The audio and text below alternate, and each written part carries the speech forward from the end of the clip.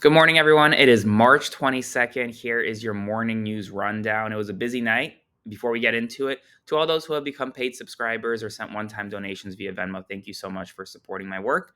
Your support allows me to continue doing this work full-time, and I appreciate it endlessly. If you want to support my work, the easiest way to do so, click the button below, become a paid subscriber today, or send a one-time donation via Venmo to Aaron-Parnas. With that, let's just jump right into it. Overnight, a federal judge in Maryland sent an urgent warning to Leland Dudek, the acting Social Security Administrator, telling him that he cannot shut down the Social Security Administration. Leland Dudek, who is the acting director of the administration, said recently that because of a federal judge's order saying that Doge officials can't get access to Social Security information, he's going to essentially have to shut down the entire department, putting millions of benefits in jeopardy. But a federal judge is saying that her order does not extend to all employees in the Social Security Administration, just to Doge officials who are not even employed by SSA. And she is urging Dudek to not shut down the Social Security Administration. She has now sent 2 urgent warnings in the past 24 hours. We'll see if the Trump administration moves forward with its plan to potentially end or temporarily end benefits for millions. In addition, Elon Musk is now paying $100 per voter who signs a petition calling out activist judges in the state of Wisconsin. Now, here's why this is significant. First, the state of Wisconsin has a critical election coming up in just 10 days. On April 1st, the Wisconsin voters will go to the polls and vote for the future of their Supreme Court between Judge Susan Crawford, the Democratically backed judge, and Judge Brad Schimel, the Republican backed judge.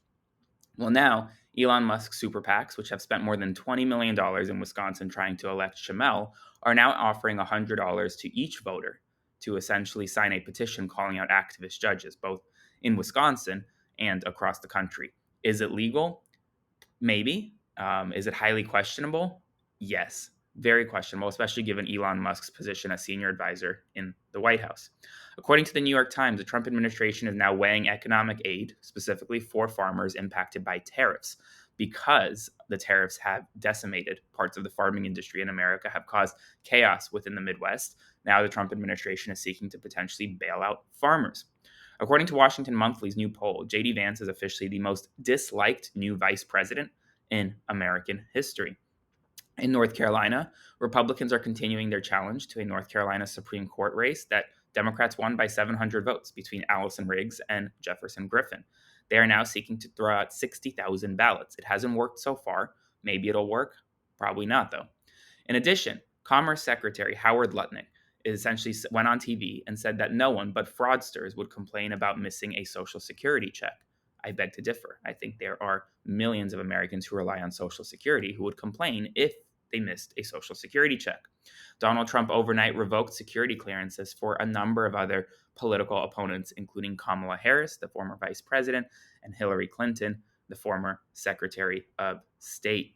In addition, the military has agreed not to separate any transgender troops until at least March 28th, while it seeks an emergency appeal of an order blocking it. Donald Trump has encouraged the Department of Justice to now seek discipline for attorneys who appear to violate professional conduct rules, quote, particularly in cases that implicate election integrity. So that's happening.